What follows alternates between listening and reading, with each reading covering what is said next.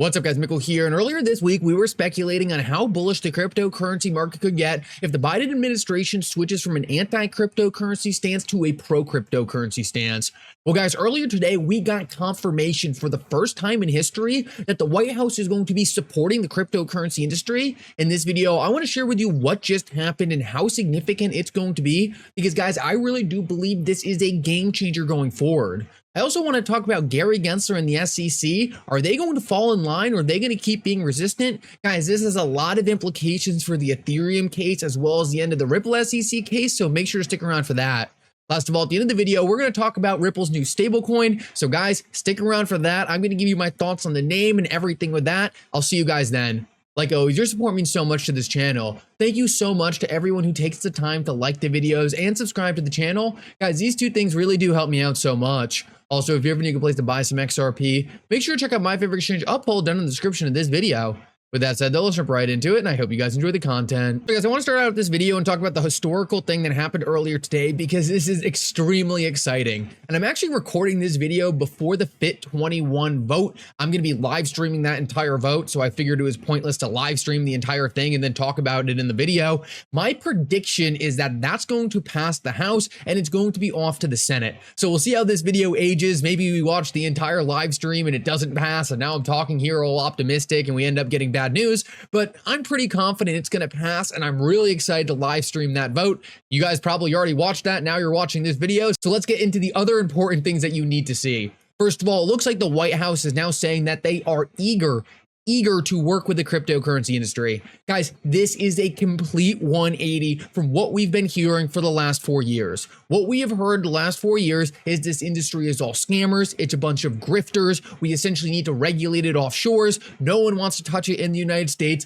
Banks can't use it. Pretty much, cryptocurrencies are an entire fraud. We're not going to let them into the US system, and that's final. Guys, what we saw today is a clear indication that that policy is dead and gone. The White House is now explicitly saying that they are looking to work with the cryptocurrency industry, which is something I never expected to see. I thought we were going to need a new administration in order to get pro-crypto legislation. I didn't think there was any way possible we were going to see the current administration go pro-crypto. I thought there was maybe a small chance that would happen if Republicans really started putting pressure on the SEC and Gary Gensler was forced to step down. But without that happening, and it wasn't happening, I thought there was no way this was going to happen. But guys, what we are seeing is the pro-cryptocurrency voter is coming out in a massive way. And now the Democratic Party is worried they're going to get kicked out of the White House if they don't start putting forth some sensible policies for the cryptocurrency industry. The Democrats counted on the fact that the anti-cryptocurrency voter was going to come out of the woodwork and support them big. But what they learned is there is no such thing as an anti-cryptocurrency voter. And in fact, the only powerful voting base out there that they were really interacting with was the pro-cryptocurrency voter, which was adamantly against them for this. Guys, this is huge news, because regardless of whether or not they actually care about crypto, they now understand that they are going to be forced to care about it. They are going to be forced to support it, or else they are going to be kicked out of office. This is fantastic news. I cannot overstate how critical this is, because for a while I thought we were essentially going to be in a position where we needed a change in administration for the cryptocurrency industry to move forward. I no longer think that's the case. I think now the Republican administration would probably be a lot better for crypto, but at least it's no longer a death sentence if we get stuck with this administration again. Guys, the other thing I want to talk about is Gary Gensler here, because there is no doubt in my mind that Gary Gensler right now is being told to stand down. Gary Gensler is being told, Gary, you are losing us votes because you are attacking the good players in the cryptocurrency industry. You're letting the bad players run free. You're working with people like FTX. You're suing people like Ripple. You're turning this administration into a joke. And they understand that Gary Gensler is doing this for political means, right? None of it's logical. That's why a lot of his Democratic friends voted against him in terms of SAB 121. But guys, I don't think Gary Gensler is going to stand down that easy. I think when it comes to the big political issues like the Ethereum ETF, he's going to be told, stand down, you're screwing things up for us. But he still came out today and said that he does not support the FIT21 bill. He is still coming out today saying that the cryptocurrency industry is full of people trying not to follow the rules. So guys, I don't think Gary Gensler is necessarily ready to stand down, and I am fully confident he is still going to go forward with a consensus lawsuit. I believe he is going to allow the Ethereum ETF and say Ethereum is not a security. I believe any cryptocurrency after this FIT21 bill goes through the Senate, not just the vote today, but through the Senate, will end up not being a security. We'll see the most of them be commodities. But the big issue for Ethereum going forward in any proof of stake cryptocurrency is I believe Gary Gensler is still going to go after proof of stake. I believe he is going to stick with the fact that you are expecting a return based on the efforts of someone else staking your tokens with another counterparty, and he's going to call this a security. Guys, the reason this is such a big deal for XRP versus something like Ethereum is because XRP doesn't have those attributes to its network. There's no staking in the XRP ledger. There's no reward for providing consensus. And in fact, you just have the token, a way to move value from point A to point B. So guys, I think this is a big difference in how the networks operate. I see this as a big issue for Ethereum going forward, and I don't see Gary Gensler dropping this issue. I say this all the time, but people get confused. Hey, how can he be going after staking and not Ethereum itself? Guys, think of a security as an action or a promise and not an asset. Staking is the action or promise. The asset isn't the security, but the act of actually generating that yield via staking is. So I think that's what Gary Gensler's focus is going to be. I think he's going to drop the big political issues like the token itself being the security and start to move on to exchanges and these staking products. Now, guys, Republicans are kind of ramping it up against Gary Gensler. They're asking him right now, how do you plan to allow Prometheum through the door and allow them to trade and hold Ethereum if you've not come out and made it clear what you think Ethereum is? You know, I don't think this is the most pressure Republicans could have put on him, but at least we're seeing this ramping up.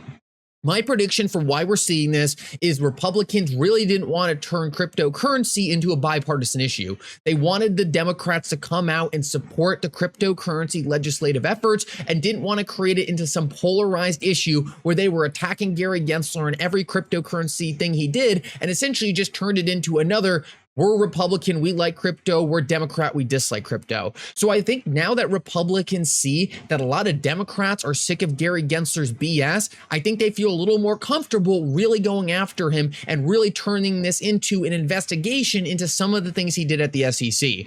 So it's definitely good to see some more pressure being put on Gary Gensler. I am extremely hopeful, and I don't know if this is going to happen, but Gary Gensler actually being forced to step down from the SEC in the near future.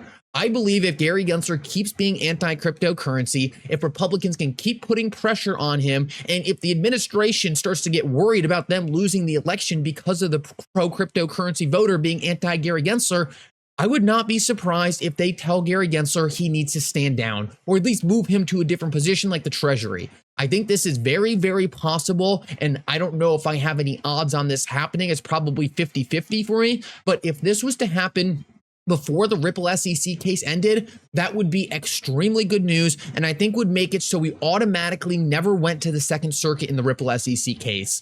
I believe the next SEC chair we're going to get is going to be pro-cryptocurrency. I believe it's going to be Brian Brooks. I believe it might be Hester Peirce. And if we can get one of those people in power, there will be no appeal of the Ripple SEC case. XRP will forever not be a security, and that will be the law of the land forever. I believe the case will instantaneously settle at that point, and Ripple will be clear to run their products in the United States with XRP serving its full-fledged utility in the network. Guys, to me, this is all happening at an accelerated rate because of the shift we are seeing from the White House. For a while, the White House was backing Gary Gensler. The White House was telling Gary Gensler, hey, you can do whatever you want. This industry is full of fraud. We want you to crack down on it. But today that is changing in a big way because of the fact that the White House now understands that this industry is far bigger, far more reaching, and far more powerful than they ever expected. Guys, the other thing I want to share with you real quick, because I think this is probably one of the most important things that you need to take away from this video, and that is that your voice matters. Guys, what we saw in the FIT21 bill is that it actually directly referenced the fact that XRP was called not a security in July of 2023. And guys, that happened because of you guys. That happened because we teamed up with John Deaton to make it clear to the court that we are holding XRP, we do not rely on Ripple, and we need a status for our XRP holdings. If it wasn't for us, that would have never happened. If it wasn't for John Deaton, that would have never happened. But now we're part of history on maybe the most important pro-cryptocurrency bill we will ever see. Guys, the XRP army is what made this happen. And I need you to understand that as we face more political challenges in the future, whether it's self-custody, whether it's getting John Deaton elected, guys, your voices make a huge difference. And even if you can't give any money to a certain cause, just go to their page,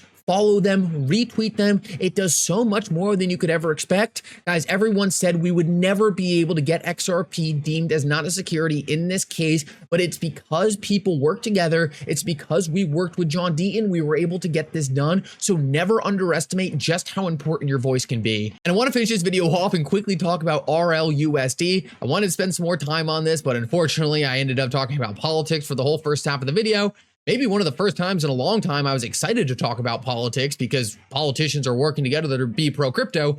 But enough with that. Quickly talk about RLUSD. We don't know much about it right now. We only know the name. And the main reason I want to bring this up is because a lot of people are saying, oh, why wasn't it USDX, XUSD? Well, it turns out that these tickers were already taken. They were already being used by other stablecoins. And it wasn't just that FLR hex token that happened the other day. There was other ones that were already USDX. So I don't think Ripple was actually ever going to go with these options. I believe Ripple wanted something unique. I believe they wanted something no one else was using to get rid of any confusion. I believe they didn't want it to be the case where essentially different people were essentially putting forth a ticker that was similar to theirs, and then institutional clients were getting confused. I think Ripple just wanted something completely independent, something completely neutral, something that no one else can touch, and that's why they trademarked it. They don't want anyone else using RLUSD. So I think ultimately Ripple's play here is like, hey, the ticker doesn't really matter as much as long as people aren't getting confused, as long as our institutional clients aren't saying, oh, is it this RLUSD or is it this RLUSD? I think just wanted it to be very clear that there's only one and that's the one they should be using.